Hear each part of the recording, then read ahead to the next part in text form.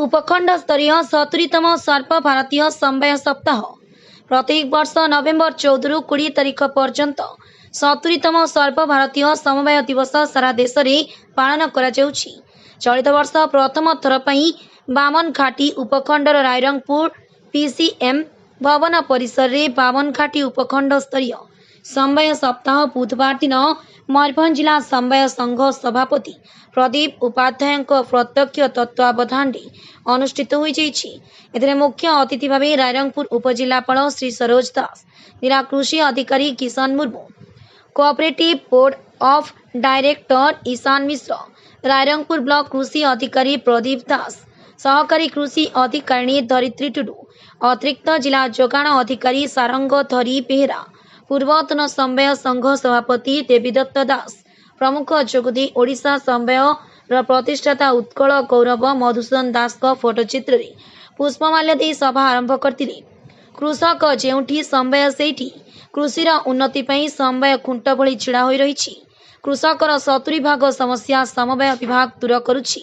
राज्य और केंद्र सरकार कृषकों सशक्तिकरण पई कोटी कोटी टंका खर्च करुछि।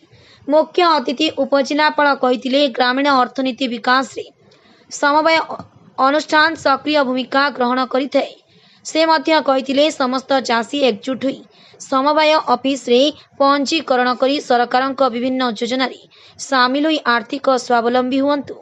समवाय माध्यम रे चाषी, बुणाकार, दुग्ध उत्पादनकारी, मत्स्यजीवी, महिला और जनजाति समूहक निरंतर आय वृद्धि, कृषि ऋण प्रदान, चाषी को मागणा फसल बीमा, धान संग्रह कार्यक्रम रे धान क्रय, रासायनिक और जैविक सार और प्रामाणिक बिहन बंटन द्वारा होइथे बोली कहिथिले।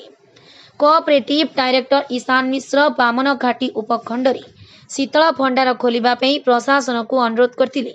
परे समवाय दिवस उपलक्षे हाईस्कूल एवं महाविद्यालय स्तरीय प्रबंध वक्तृता प्रतियोगिता रे कृति प्रतियोगी को पुरस्कृत करा जैतिला। परे बामनघाटी उपखंडर 4 जन विशिष्ट चाषी को अतिथि गण उत्तरीय दी पुरस्कृत करथिले। परे समवाय सचेतनता रथ को उपजिलापाल सरोज दास सबुज पताका देखाई उद्घाटन करथिले। परिचालन रे एआरसीसी रामचंद्र विश्वाल, रायरंगपुर लैंप एमडी लोपामुद्रा महंत, दिनेश बेहरा प्रमुख परिचालन रे सहयोग करथिले। Mayurbhanj Akshay Vishwal report the news Utkal.